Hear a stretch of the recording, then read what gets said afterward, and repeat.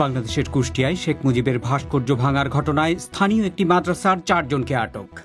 আমরা 4 জনকে আটক করা হয়েছে যারা প্রত্যক্ষ জড়িত ছিল এবং তাদের স্বীকারোক্তির মাধ্যমে যাদের নাম চলে আসছে তাদেরকে আটক করা হয়েছে। তদন্তে যার নাম বেরিয়ে আসবে তার নামে মামলা হবে। ভাস্কর্যের বিরুদ্ধে বিবৃতিদাতা ইসলামপন্থী রাজনীতিকরা প্রধানমন্ত্রীর সাথে দেখা করতে চান, কিন্তু শেখ হাসিনা সরকার এই বিতর্ক নিরসনে কি পন্থা নিচ্ছে? ভারতে চলমান কৃষক আন্দোলনের প্রতি সমর্থনে বিশ্বের বিভিন্ন দেশে প্রবাসী শিখদের বিক্ষোভ সমাবেশ। রয়েছে খেলাধুলোর জগতের গুরুত্বপূর্ণ খবর। এসব নিয়ে শুরু হচ্ছে বিবিসি বাংলার আজকের প্রবাহ।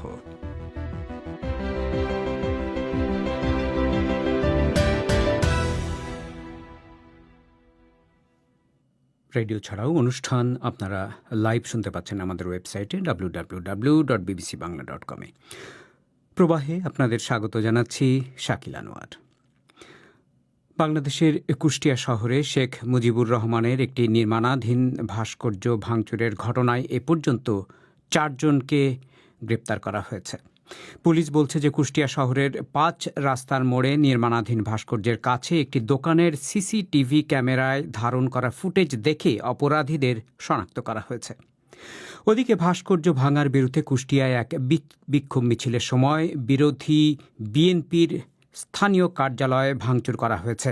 কুষ্টিয়া ছাড়াও ঢাকা, রাজশাহী, সিলেট, বরিশাল সহ বিভিন্ন জেলায় বিক্ষোভ সমাবেশ হয়েছে। আরও জানাচ্ছেন ঢাকা থেকে সাইয়েদা আক্তার। কুষ্টিয়া শহরের 5 রাস্তার মোড়ে বাংলাদেশের প্রতিষ্ঠাতা রাষ্ট্রপতি শেখ মুজিবুর রহমানের নির্মাণাধীন ভাস্কর্যের কাছেই একটি দোকানের সিসিটিভি ক্যামেরায় ধারণ করা একটি ফুটেজ সামাজিক যোগাযোগ মাধ্যমে ভাইরাল হয়েছে। তাতে দেখা গেছে ভাস্কর্য বানাতে যে কাঠের পাটাতন তৈরি করা হয়েছে তা বেয়ে 2 জন ব্যক্তি ওপরে উঠে যাচ্ছেন। কিছুক্ষণের মধ্যেই একেবারে ওপরের ধাপে পৌঁছে ওই 2 জন ব্যক্তি ভাস্কর্যটির ওপরের দিকে আঘাত করছেন। 2 জনের পরনেই সাদা আলখেল্লা এবং কালো ভেস্ট ছিল এবং 2 জনের মুখই ছিল মাস্কে ঢাকা। রোববার সকাল থেকেই বিষয়টি নিয়ে কুষ্টিয়া শহরে আইন শৃঙ্খলা রক্ষাকারী কমিটির বৈঠকে এক পর্যায়ে বিভাগীয় ঊর্ধ্বতন কর্মকর্তারা যোগ দেন। এরপর বিকেলে এক সংবাদ সম্মেলনে পুলিশ জানায় সিসিটিভি ফুটেজ পর্যালোচনা করে তদন্ত হচ্ছে এবং বিকেল পর্যন্ত 4 জনকে আটক করা হয়েছে। বলছিলেন পুলিশের খুলনা রেঞ্জের ডিআইজি খন্দকার মহিদ উদ্দিন।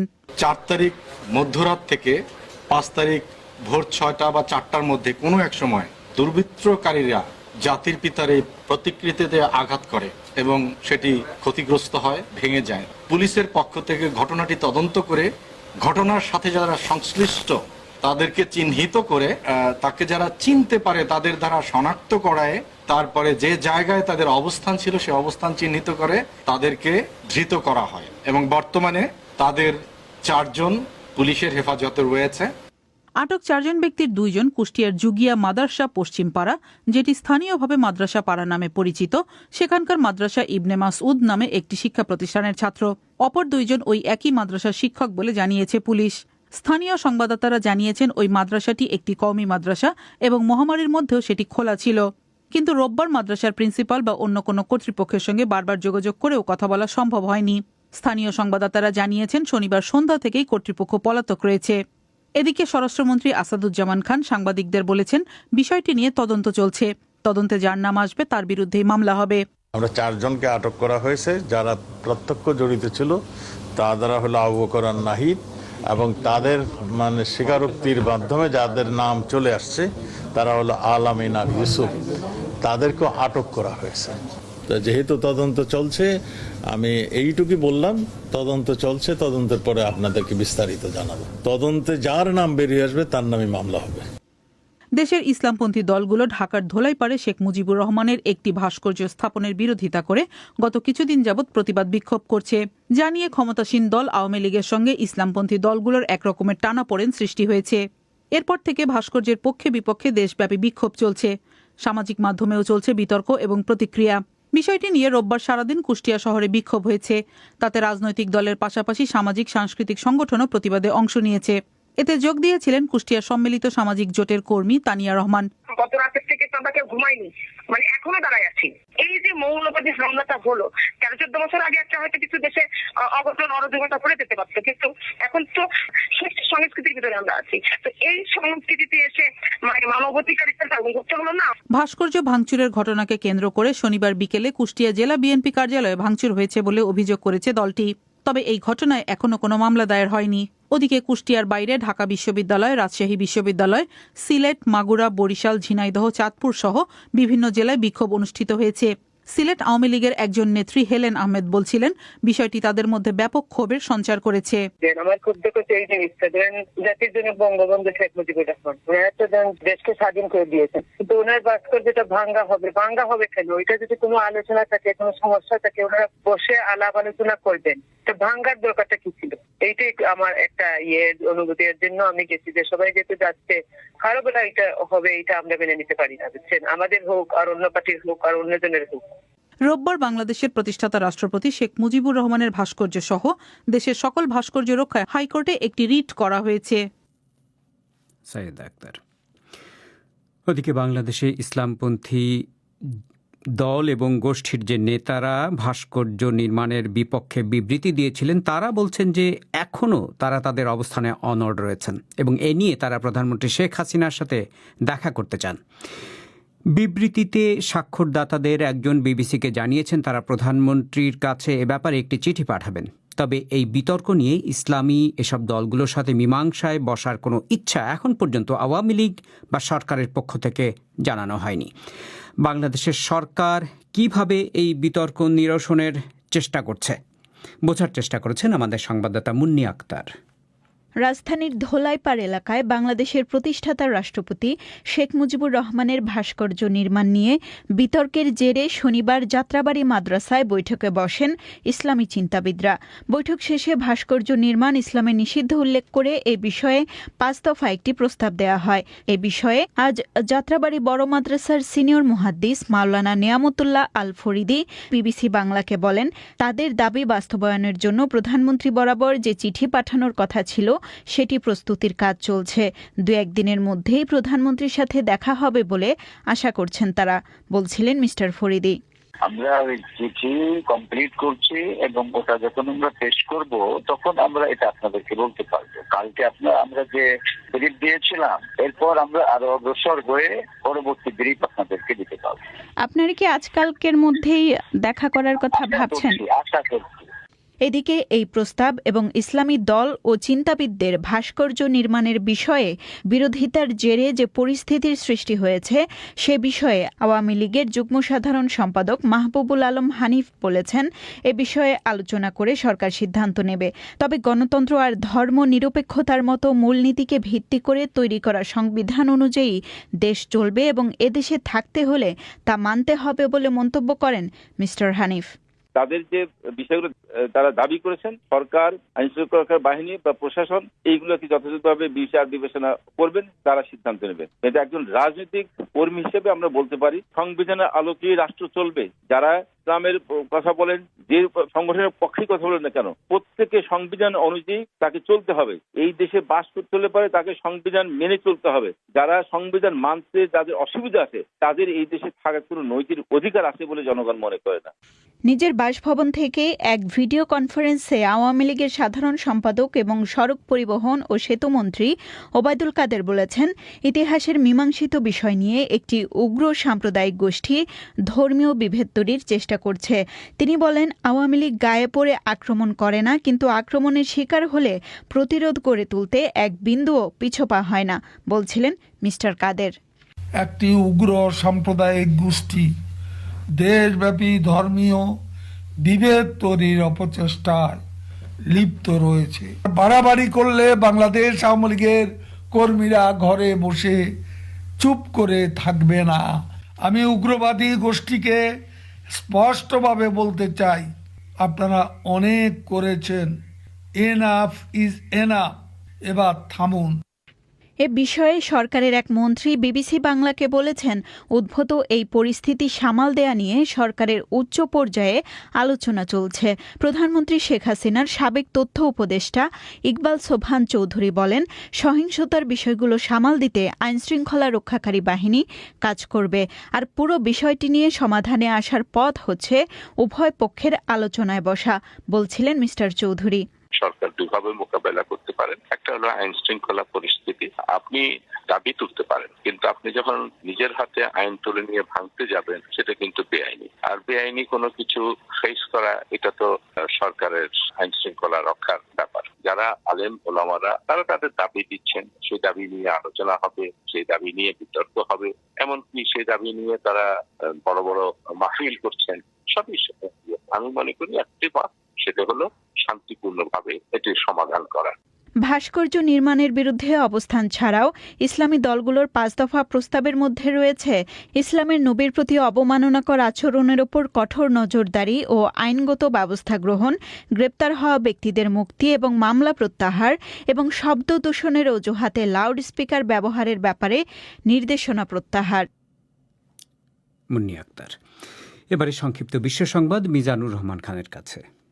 ভেনেজুয়েলার জনগণ আজ নতুন এক জাতীয় পার্লামেন্টের জন্য ভোট দিচ্ছে, যাতে প্রেসিডেন্ট নিকোলাস মাদুরোর সমাজতান্ত্রিক দলেরই প্রাধান্য থাকবে, কারণ অধিকাংশ বিরোধী দলই এই নির্বাচন বয়কট করছে।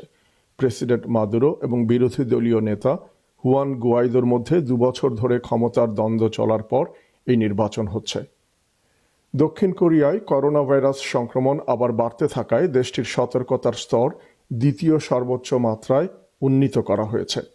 আগামী 3 সপ্তাহের জন্য রাজধানী সোল এবং আশেপাশের এলাকায় নতুন কিছু বিধিনিষেধ আরোপ করা হবে। প্রধানমন্ত্রী চুং সিয়ে কিউন বলেছেন, গত সপ্তাহে সংক্রমণ প্রতিদিন 500-র বেশি করে বেড়েছে এবং দক্ষিণ কোরিয়া এখন কোভিড-19-এর বিরুদ্ধে লড়াইয়ের এক সংকটকালের সম্মুখীন। আফগান তালেবানের একজন মুখপাত্র বলছেন, মার্কিন দূত জালমে খালিলজাদের সাথে তালেবানের উপপ্রধান মোল্লা বারাদার এবং প্রধান আলোচক আব্দুল হাকিমের এক বৈঠক হয়েছে। তাদের মধ্যে আফগান সরকার ও তালেবানের শান্তি আলোচনা নিয়ে কথা হয়েছে। বিশ্লেষকরা বলছেন, আফগান সরকার এখন চাইছে যেন তালেবান যুদ্ধবিরতি করতে সম্মত হয়। গত কয়েক মাসে আফগানিস্তানে সহিংসতা বেড়েছে। মিশরের president Abdel Fattah al CC একটি খুবই বিতর্কিত রাষ্ট্রীয় সফরে ফ্রান্সে যাচ্ছেন। 3 দিনের এই সফরে তিনি মধ্যপ্রাচ্যের উত্তেজনা ও দ্বিপাক্ষিক সহযোগিতা নিয়ে প্রেসিডেন্ট এমানুয়েল ম্যাক্রোর সাথে কথা বলবেন। ইউরোপীয় কূটনীতিকদের সাথে বৈঠক করার পর মিশরের যে 3 জন শীর্ষ মানবাধিকার কর্মীকে আটক করা হয়েছিল তাদের বৃহস্পতিবার মুক্তি দেওয়া হয়েছে। চীনের রাষ্ট্রীয় সংবাদ মাধ্যম বলছে, তাদের মহাকাশ অনুসন্ধানী যানটি চাঁদকে প্রদক্ষিণকারী নভোযানের সাথে সফলভাবে সংযুক্ত হয়েছে এবং চাঁদ থেকে আনা প্রায় 2 কিলোগ্রাম পাথর ও মাটির নমুনা মূল নভোযানে পৌঁছে দিয়েছে। 1976 সালের পর এই প্রথম কোনো দেশ চাঁদ থেকে নমুনা সংগ্রহ করল। চীন বলছে, চাঁদের কক্ষপথে এটি তাদের প্রথম সফল মহাকাশ অভিযান। ব্রিটেন এবং ইউরোপিয়ান ইউনিয়নের প্রধান আলোচকরা ব্রাসেলসে আজ আবার ব্রেক্সিট বাণিজ্য আলোচনা শুরু করবেন। যে 3টি গুরুত্বপূর্ণ বিষয়ে আলোচনা এখনও আটকে আছে সেগুলো হলো মাছ ধরার কোটা, প্রতিযোগিতার নিয়মাবলী এবং ভবিষ্যতে বিবাদ সমাধানের পন্থা। অমীমাংসিত এসব বিষয় নিয়ে মতৈক্যে পৌঁছানোর সময়সীমা দ্রুত শেষ হয়ে আসছে। মিজানুর রহমান খান। এবারে খেলার খবর।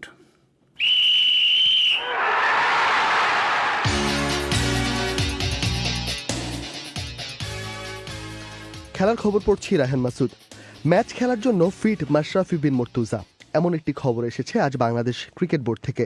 আজ সকালে ফিটনেস পরীক্ষা দেন বাংলাদেশের সাবেক অধিনায়ক মাশরাফি। এরপর কোভিড পরীক্ষার জন্য নমুনা জমা দেন তিনি। বঙ্গবন্ধু টি-20 লিগে কোন দলের হয়ে খেলবেন তিনি সেটা এখনও নিশ্চিত নয়। এর মধ্যেই ফরচুন বরিশাল, জিএমকন খুলনা ও মিনিস্টার গ্রুপ রাজশাহী মাশরাফিকে দলে পেতে আবেদন করেছে বাংলাদেশ ক্রিকেট বোর্ডের এই টুর্নামেন্টটির আয়োজকদের কাছে।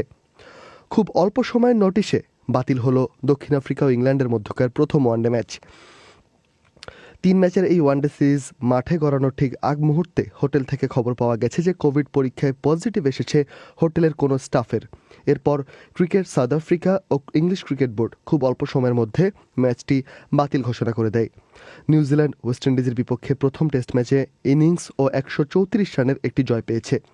ওয়েস্ট ইন্ডিজ প্রথম ও দ্বিতীয় ইনিংসে 138 ও 247 রান করে অল আউট হয়ে গেছে। নিউজিল্যান্ডের হয়ে 251 রান করে ম্যান অব দ্য ম্যাচের পুরস্কার পেয়েছেন কেইন উইলিয়ামসন।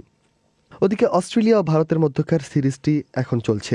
যেখানে একটি বিষয় নিয়ে প্রশ্ন উঠেছে যে কে সেরা ব্যাটসম্যান এই প্রজন্মের, বিরাট কোহলি নাকি স্টিভ স্মিথ। 3 ওয়ানডে ম্যাচের দুটিতেই সেঞ্চুরি করে স্টিভ স্মিথ একটি জবাব দিয়েছেন, বিরাট কোহলিও 2টি 50 করেছেন। বাংলাদেশের একজন ক্রিকেট ধারাভাষ্যকার ও সাংবাদিক মাজারউদ্দিন অমির কাছে জানতে চেয়েছিলাম বিরাট কোহলি ও স্টিভ স্মিথ আলোচনার বিষয় কেন। এইটা দেখেন ক্রিকেটের জন্য অবভিয়াসলি খুব ভালো। আপনি ওয়ার্ল্ডের আগে একটা সময় ছিল যেমন মানে লারা তেন্ডুলকার সব ফেজেই কিন্তু একটা করে এরকম কম্পারিজন চলতো, এবং ইনফ্যাক্ট ফুটবলে আপনি দেখেন মেসি রোনালদো। এদিক থেকে ওয়ার্ল্ড ক্রিকেটের দুজন টপ ক্লাস প্লেয়ার। আর সবচেয়ে মজার ব্যাপার হচ্ছে যে দুইজনের টেকনিক বলেন আর খেলার স্টাইল বলেন, they have their own individual style. Steven Smith পুরাই আনঅর্থোডক্স, আর বিরাট কোহলি এখানে আবার পুরো কপি বুক, প্লাস খুবই মানে ফাইটিং ক্যারেক্টার, দুইজন টোটালি ডিফারেন্ট। কিন্তু ওয়ার্ল্ড ক্রিকেটের জন্য এই ধরনের প্লেয়ার মানে এটা তো সবসময় আপনার নতুন জেনারেশন আসার ক্ষেত্রে, আগে আমরা ছোটবেলায় দেখতাম লারার কথা বলতাম, কেউ তেন্ডুলকার হতে চাইতো, কেউ দ্রাবিড় হতে চাইতো। বাংলাদেশে এখনও আলোচনার বিষয়ের মধ্যে আছে গত রাতের ইউরোপিয়ান ফুটবল, যেখানে কাদিজ বার্সেলোনাকে 2-1 গোলে হারিয়ে দিয়েছে। এই ম্যাচে বার্সেলোনার খেলোয়াড়দের পায়ে 82% সময় বল ছিল এবং বার্সেলোনা গোলে শট নেয় 8 বার, কাদিজ নেয় মাত্র 3 বার। স্পেনের উপকূলীয় শহরের দল কাদিজ চলতি মৌসুমেই রিয়াল মাদ্রিদকেও হারিয়েছে। এর আগে 2015 সালে কাদিজ রিয়াল মাদ্রিদকে কোপা দেল রের একটি ম্যাচে 3-0 গোলে হারায়। তবে গতকাল সেভিয়াকে 1-0 গোলে হারিয়েছে রিয়াল মাদ্রিদ। এছাড়া গত রাতে হয়ে গেছে ইংলিশ প্রিমিয়ার লিগের খেলা, যেখানে ম্যানচেস্টার ইউনাইটেড লন্ডনে ওয়েস্ট হ্যামের বিপক্ষে 3-1 গোলের একটি জয় পেয়েছে। চেলসি লিডস ইউনাইটেডকে হারিয়েছে 3-1 গোলে। বার্নলে ড্র করেছে এভারটনের সাথে 1-1 গোলে। আজ বাংলাদেশ সময় রাত 10:30টায় ইংলিশ প্রিমিয়ার লিগের ম্যাচে টটেনহাম ও আর্সেনাল মুখোমুখি হবে। আপনারা শুনছেন বিবিসি বাংলার সন্ধ্যেবেলার অধিবেশন। ভারতে বিতর্কিত 3টি আইন বাতিলের দাবিতে কৃষকরা গত 10-12 দিন ধরে যে তুমুল আন্দোলন করছেন তার প্রতি বিশ্বের বিভিন্ন দেশে প্রবাসী শিখ সম্প্রদায়ের লোকজন জোরালো সমর্থন জানাতে শুরু করেছেন। নিউ ইয়র্ক থেকে লন্ডন, টরন্টো থেকে সান ফ্রান্সিসকো, অকল্যান্ড থেকে বার্লিন, এই সপ্তাহান্তে বিভিন্ন শহরে ভারতীয় দূতাবাসের সামনে শিখরা বিক্ষোভ দেখাচ্ছেন। কানাডার প্রধানমন্ত্রী জাস্টিন ট্রুডো ইতিমধ্যেই এই কৃষক আন্দোলনকে সমর্থন করে একাধিক বিবৃতি দিয়েছেন। ব্রিটেন, জার্মানি এবং যুক্তরাষ্ট্রের শিখ রাজনীতিকরাও প্রকাশ্যেই তাদের সংহতি জানাচ্ছেন। ভারতে কৃষক আন্দোলনের প্রতি প্রবাসী শিখদের এই সমর্থন কেন? এ নিয়ে দিল্লি থেকে শুভজ্যোতি ঘোষ।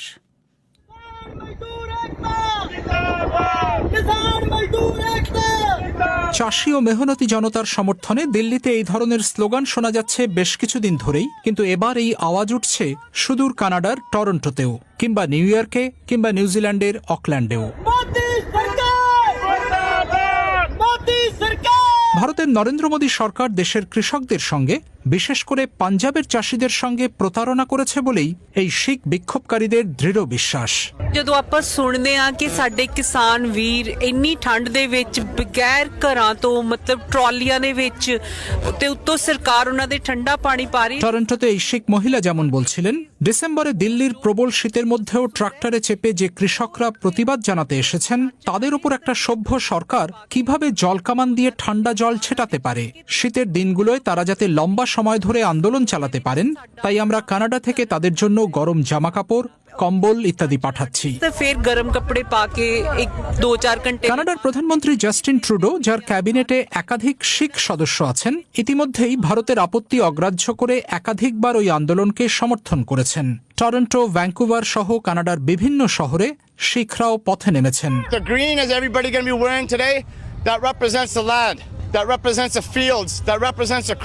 ওদিকে সান ফ্রান্সিসকোতে শিখরা গলায় সবুজ কাপড় জড়িয়ে শনিবার জড়ো হয়েছিলেন ভারতীয় কনসুলেটের সামনে।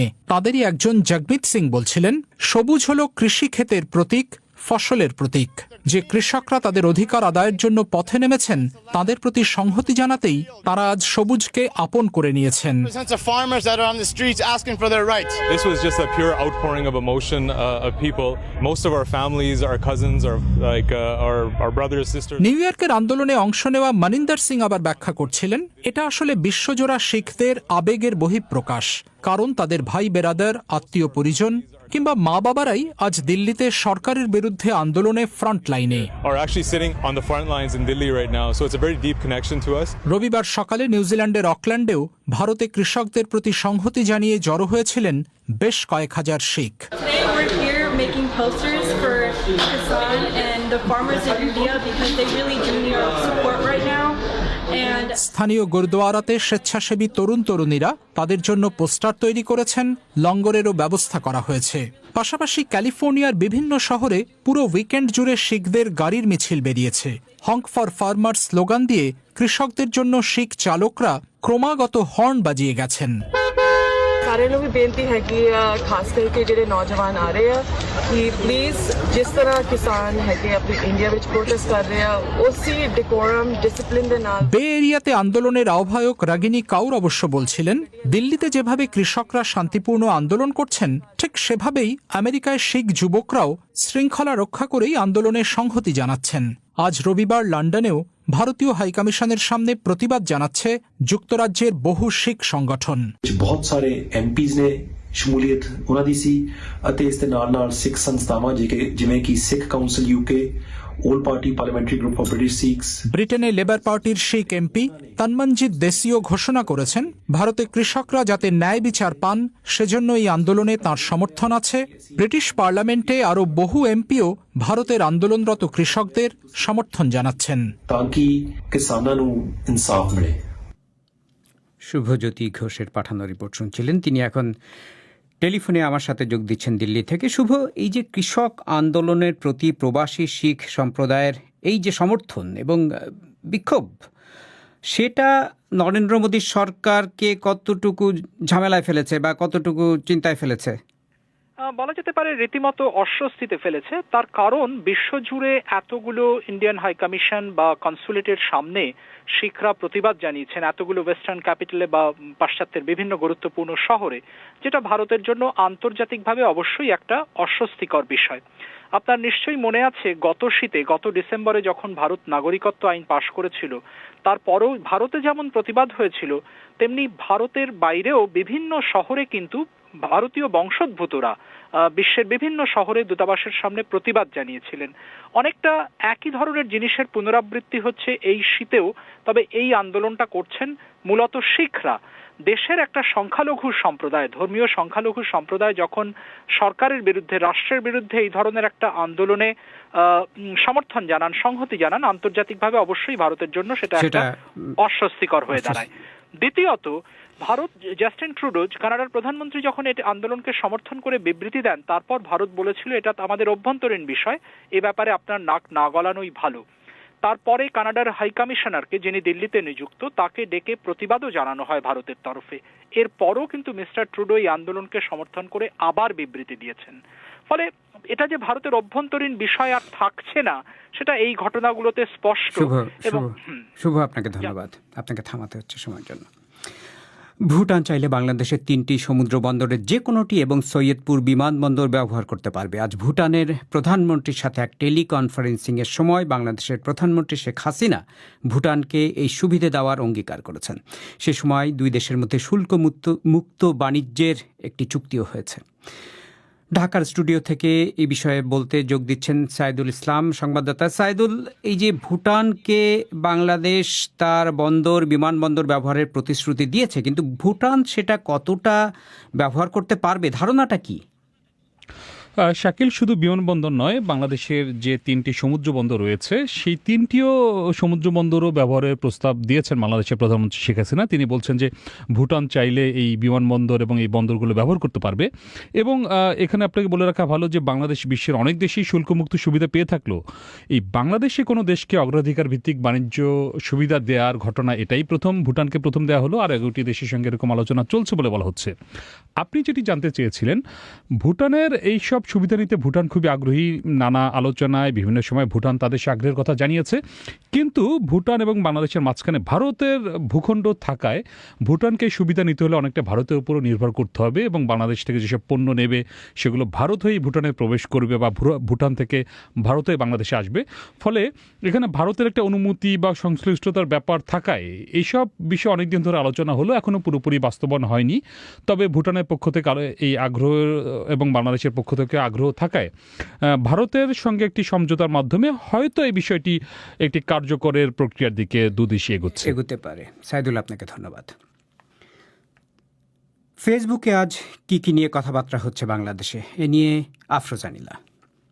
ধন্যবাদ শাকিল। সামাজিক মাধ্যমে আজ বেশ কয়েকটি বিষয় আলোচনায় আছে, সেগুলো জানিয়ে দিতে হাজির হয়েছি আমি আফরোজা নীলা, আর আমার সঙ্গে আছেন আমি ফয়সাল তিতুমির। নীলা, গত কদিন ধরেই কিন্তু সামাজিক মাধ্যমে একটাই ইস্যু সবচেয়ে বেশি আলোচনার কেন্দ্রে, সেটা হচ্ছে ভাস্কর্য ইস্যু। এটাই কিন্তু নতুন করে আলোচনায় এসেছে কুষ্টিয়ায় বাংলাদেশের প্রতিষ্ঠাতা রাষ্ট্রপতি শেখ মুজিবুর রহমানের ভাস্কর্য ভাঙচুরের সিসিটিভি ভিডিওটি আজ সোশ্যাল মিডিয়ায় বেশ শেয়ার হচ্ছে। এ নিয়ে আমাদের অনুষ্ঠানে কিছুক্ষণ আগেই বিস্তারিত শুনেছেন আপনারা। সিসিটিভির ভিডিওটি শেয়ার করে অনেকেই এই ভিডিও নিয়ে কিন্তু সন্দেহ প্রকাশ করতেও দেখা যাচ্ছে। যেরকম নাইমুন হাসনাত লিখেছেন, এটা সিসিটিভির ফুটেজ কিভাবে হয়, সিসিটিভি কিভাবে নড়াচড়া করে। অনেকটা একই ধরনের মন্তব্য মোহাম্মদ মোশাররফ শিকদারের। তিনি লিখেছেন, কিছুটা রহস্যময় মনে হয়। অন্যদিকে সোহেল রাজ লিখেছেন, এদেরকে দ্রুত আইনের আওতায় এনে কঠিন শাস্তির বিধান নিশ্চিত করা হোক। এরকমই কিন্তু নানান তর্ক বিতর্ক, আলোচনা সমালোচনা দেখা যাচ্ছে সোশ্যাল মিডিয়ায়। এদিকে আজ বাংলাদেশকে ভুটান স্বীকৃতি দেওয়ার বর্ষপূর্তিতে প্রধানমন্ত্রী বলেছেন, ভুটান চাইলে বাংলাদেশের 3 সমুদ্র বন্দরের যে কোনোটি এবং সৈয়দপুর বিমানবন্দর ব্যবহার করতে পারবে। এই খবরটিও কিন্তু নীলা আলোচনায় আছে। প্রায় 50 বছর আগে এই দিনে প্রথম দেশ হিসেবে স্বাধীন বাংলাদেশকে স্বীকৃতি দিয়েছিল ভুটান, আর আজ স্বীকৃতি দেওয়ার ওই বর্ষপূর্তিতে এক টেলিকনফারেন্সে 2 দেশের বাণিজ্য সচিব নানা চুক্তিতে সই করেছেন। এতে যোগদান ভুটানের প্রধানমন্ত্রী ও বাংলাদেশের প্রধানমন্ত্রী। খবরটি নিয়ে বিবিসি বাংলার ফেসবুক পাতায় মতিউর রহমান লিখেছেন, খুব ভালো উদ্যোগ নেওয়া হয়েছে। আর মাশরাফি আবরার বলছেন, ভুটানের মতো প্রতিবেশী আমাদের দরকার। আবার তাওমিন হাসানের মন্তব্য, খুব দানশীল এক দেশ নিজের দেশের জনগণকে ট্যাক্স ভ্যাটের বোঝা বাড়িয়ে অন্য দেশকে সুবিধা দিচ্ছে। বোঝা যাচ্ছে তিনি খানিকটা ক্ষুব্ধ প্রতিক্রিয়া জানিয়েছেন। আর হাসান নামে একজন লিখেছেন, যারা এটা নিয়ে সমালোচনা করছেন তারা কি জানেন না যে যত জাহাজ আমাদের বন্দরে আসবে আমাদের সরকার সেই অনুযায়ী ট্যাক্স পাবে, বন্দরের কর্মকর্তারাও বেতন পাবে। অন্যদিকে তেলবাহী 4টি ট্যাঙ্কার লাইনচ্যুত। সিলেটের সঙ্গে সারা দেশে ট্রেন চলাচল বন্ধ। প্রায় সব সংবাদ মাধ্যমে আসে এই খবরটি কিন্তু বেশ শেয়ার হতে দেখা যাচ্ছে সোশ্যাল মিডিয়াতে। আর এই খবরটি নিয়ে পিবি আকাশের মন্তব্য, বারবার তেলের বগির দুর্ঘটনা ভাবনার বিষয়। আর মাহবুবুল হকের মন্তব্য, তেল চুরির কৌশল। সোহেল মুস্তাফিজ লিখেছেন, লাইন খুবই দুর্বল, ট্রেনের মান বাড়লেও লাইন উন্নত হয় নাই। আর মোহাম্মদ ইশতিয়াক আহমেদ লিখেছেন, কয়দিন পরপর সিলেট লাইনে দুর্ঘটনা ঘটে, আসলেই আমাদের দুঃখ দেখার কেউ নাই। আসলে নীলা, কদিন আগে কিন্তু সিলেট আলোচনায় ছিল যখন লোডশেডিং এর কবলে পড়েছিল এই শহরটি। একদম ঠিক। মেহজামিন নাজনীন মিতু লিখেছেন যে সরকারের উচিত আরও সচেতন হওয়া, বারবার অ্যাক্সিডেন্ট দেশের লস। এদিকে আজ স্বৈরাচার পতন দিবস এবং এই নিয়ে বিভিন্ন খবরাখবরও কিন্তু আছে আলোচনায়। বিশেষ করে বিবিসি বাংলার প্রতিবেদন, বুকে পিঠে স্লোগান লেখা নূর হোসেনের ছবির নেপথ্য কাহিনী, এটি বেশ শেয়ার হচ্ছে। ঠিক তাই। এবং এই খবরের নিচে বিবিসি বাংলার ফেসবুক পাতায় আজিজুর আজাদ নামের একজন লিখেছেন, এটা স্রেফ জীবন নিয়ে খেলা। কিছু মানুষ অতি আবেগে বেঘরে প্রাণ দেয় আর অসৎ রাজনীতিবিদরা ফায়দা লোটে। আর আলমগীরের মন্তব্য, যুগ যুগ ধরে স্বৈরাচারগুলো পৃথিবীর বুকে অশান্তি সৃষ্টি করে যাচ্ছে, কিন্তু ক্ষমতার জোরে কিছুদিন টিকে থাকলেও মৃত্যুর সময় তাদের কপালে কিছুই জোটেনি। মোহাম্মদ হাশিমের মন্তব্য, যেই গণতন্ত্রের কথা বলছেন সেই গণতন্ত্র কি এখন আছে, এরকম প্রশ্ন তুলেছেন তিনি। আর জসিম হোসেন লিখেছেন, আজকের এই দিনে নূর তোমায় মনে পড়ে, গণতন্ত্র মুক্তি পাক, স্বৈরাচার নিপাত যাক। এরকমই নানান মন্তব্য দেখা যাচ্ছে। শিক্ষাক্ষেত্রে অসামান্য অবদানের জন্য বিশ্ব শিক্ষক পুরস্কার বা গ্লোবাল টিচার অ্যাওয়ার্ড পেয়েছেন ভারতের মহারাষ্ট্রের একটি গ্রামের স্কুল শিক্ষক রণজিৎ সিং দিশালেকে। এই খবরটিও শেয়ার করছেন সোশ্যাল মিডিয়া ব্যবহারকারীরা। মূলত সেখানে আদিবাসী অধ্যুষিত এলাকায় নারী শিক্ষার বিস্তারের জন্য এই পুরস্কার পেলেন তিনি যে $10 লাখ পুরস্কার পেয়েছেন সেটার অর্ধেক অর্থ এরই মধ্যে দান করে দিয়েছেন। আর এ নিয়ে সজীব আহমেদ লিখেছেন, একজন ভালো শিক্ষক, মানব গড়ার কারিগর, হাজার সালাম তাদের যারা বিনা স্বার্থে শিক্ষা পেলেন। শাখাওয়াত জাকারিয়া মন্তব্য করেছেন, এ তো নোবেল পুরস্কারের থেকে দামি।